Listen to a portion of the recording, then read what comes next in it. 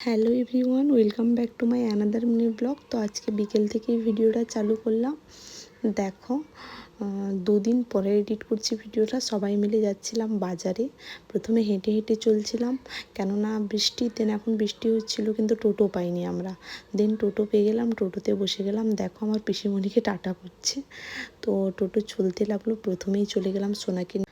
দেন ডক্টরের কাছে আমাকে ছেড়ে দিয়ে পিসিমণি, আমার বোন, পিসিমণির মেয়ে সবাই চলে এসেছিলো জুতোর দোকানে। আমি সোনার বাবার সঙ্গে থেকে গেছিলাম। সোনার বাবা গিয়ে পৌঁছে গেছিলো। ডক্টর দেখে দুজনেই এলাম, এসে জুতো দোকানে দাঁড়িয়েছি। দেখো তারা জুতো দেখছে, আমি নিব না, তারা কিনবে জুতো।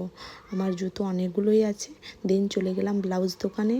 দেন আমরা সেখান থেকে বেরিয়ে দেখছি ওদিকে জুতোর দোকানে আবার আমার ছোটো বোন আর পিসিমণির ছোটো মেয়ে জুতো দেখছিল। ওদের ওখানে পছন্দ হয়নি, আবার একটা দোকানে গেলাম। দেখো দোকানের চেয়ারের উপর বসে মিমির সাথে খেলছে। বাইরে বেরিয়ে এসে একজনের সঙ্গে দেখা, আমার ডিএলএডের বান্ধবী, অনেক দিন পর বান্ধবীর সঙ্গে দেখা। দেন আমরা দুজন ওখানটায় দাঁড়িয়ে কথা বলছিলাম, আর এদিকে আমার সোনা পাপাকে নিয়ে তার মিমি বসেছিল, খেলছিল। দিয়ে টোটো ধরলাম, টোটো ধরে চলে গেলাম সোজা এম বাজারে।